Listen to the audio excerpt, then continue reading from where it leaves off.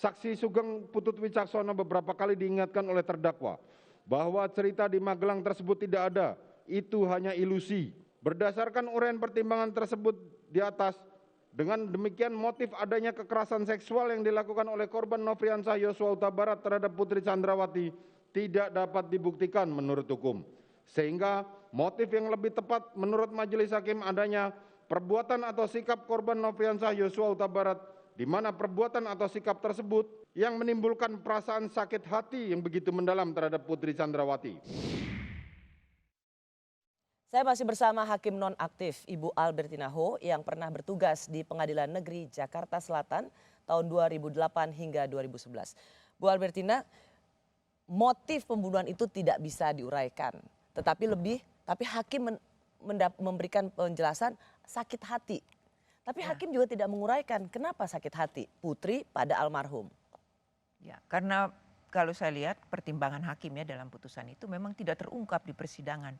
Mengapa Putri sakit hati terhadap almarhum? Itu tidak terungkap di persidangan. Tapi ketika hakim melihat ada sebuah rasa sakit hati, satu sakit hati dari Putri ke Sambo, ketika dia sudah mengatakan itu, mengapa itu tidak coba diuraikan? Dari mana rasa sakit hatinya?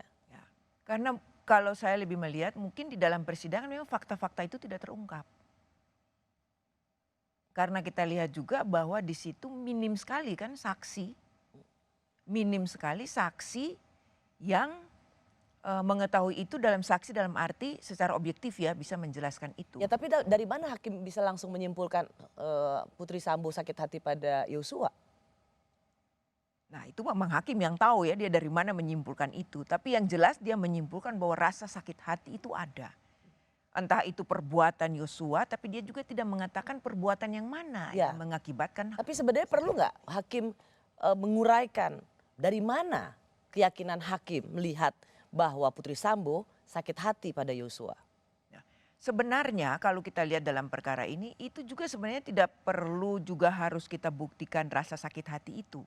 Karena seberapapun sakit hati itu kan tidak menjadi alasan pembenar untuk kita melakukan suatu tindak pidana kan. Makanya itu tidak, kalau saya lihat tidak dikejar lebih lanjut oleh hakim untuk pembuktian itu. Tapi itu hanya sebagai hal yang untuk dipertimbangkan hakim untuk lamanya pidana yang akan dijatuhkan itu. Dilihat di situ kalau saya lebih lihat kepada situ. Jadi tidak dikejar lebih lanjut rasa sakit hati itu. Karena itu bukan menjadi suatu alasan sehingga bisa membenarkan orang melakukan tindak pidana.